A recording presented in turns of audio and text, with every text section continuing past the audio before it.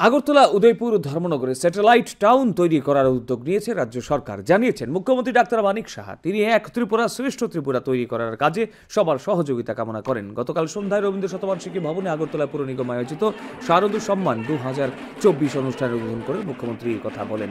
আগরতলা পুর নিগম এলাকার 51টি ওয়ার্ডের বিভিন্ন ক্লাব ও পূজা কমিটিগুলির মধ্যে প্রতিযোগিতা অনুষ্ঠিত হয়। দুর্গাপূজায় সেরা প্রতিমা, সেরা মণ্ডপ, সেরা আলোকসজ্জা, সেরা থিম ও মহিলাদের দ্বারা পরিচালিত পূজা বিভাগে 21টি পুরস্কার তুলে দেওয়া হয়। অনুষ্ঠানে পর্যটন ও খাদ্যমন্ত্রী সুশান্ত চৌধুরী, সাংসদ রাজীব ভট্টাচার্য বক্তব্য রাখেন।